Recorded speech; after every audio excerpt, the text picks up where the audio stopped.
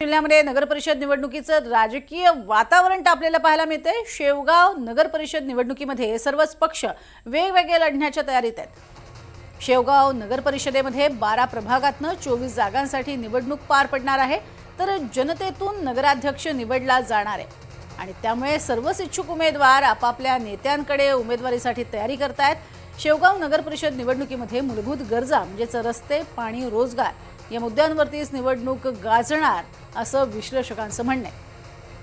सध्या भाजपचे जे आमदार आहेत मोनिका राजळे यांचं वर्चस्व असतं तरी सुद्धा महायुतीतील सर्वच पक्ष वेगवेगळे लढण्याच्या तयारीत आहेत। तसंच महाविकास आघाडीमध्ये देखील सर्वच पक्ष वेगवेगळे लढतील असं चित्र सध्या दिसतंय। याचा आढावा घेतलाय आमचे प्रतिनिधी प्रसाद शिंदे यांनी।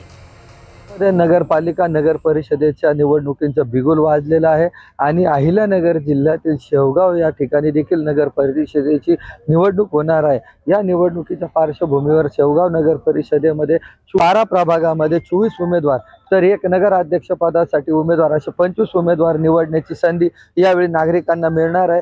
सध्या आपण नगर परिषदेच्या आवारात होतो। या ठिकाणी नागरिक इच्छुक उमेदवार असतील किंवा पक्षाचे काही उमेदवार असतील हे सध्या अर्ज दाखल करण्यासाठी आलेले आहेत। अद्यापपर्यंत तरी कोणत्या उमेदवारांनी या ठिकाणी अर्ज दाखल केलेला नाही। आपल्याबरोबर शेवगाव मधील काही राजकीय विश्लेषक आहेत, आपण त्यांच्याशी चर्चा करणार आहोत।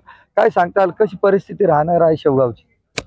तर सध्या तरी परिस्थिती सर्व दोन्ही पक्ष म्हणजे प्रत्येक पक्षाचा जो तो आपापला अजेंडा लोकांसमोर मांडतोय, जो तो प्रत्येक सोबळावर लढण्याचा नारा देतोय। आतापर्यंत आघाडी वगैरे काही आतापर्यंत झालेले असं कुठं दिसत नाही। महायुतीचं काय चित्र होणार? महायुतीचं चित्र वरतून दिसायला वेगळं असतं आणि स्थानिक लेवलला वेगळं असतं। सध्या तरी म्हणजे कुठल्या प्रकारचे राजकीय विश्लेषण करताना म्हणजे राजकीय माणूस असं स्पष्ट सांगत नाही का बाबा आज प्रत्येक एक उमेदवार 2-2 ठिकाणी आधार घेतोय, काय बीजेपीचे घेतोय, काही राष्ट्रवादीचे घेतोय, म्हणजे दोन्ही पक्षाचा जिकडून तिकीट भेटेल तिकडून असे प्रयत्न चालू आहेत।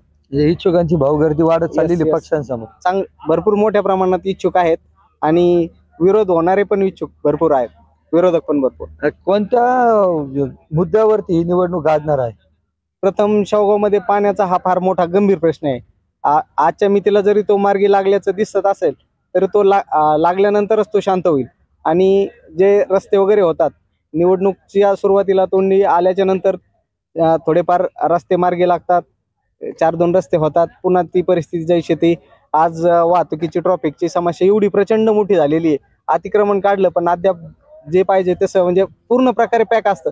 तुम्ही जर एखाद्या दिवशी जर पाहिलं, ज्या दिवशी लग्नतिथी त्या दिवशी, तर पूर्णपणे पॅक वातावरण असतं। ट्रॅफिक पोलीस सुद्धा त्यामध्ये हैराण होऊन जातात।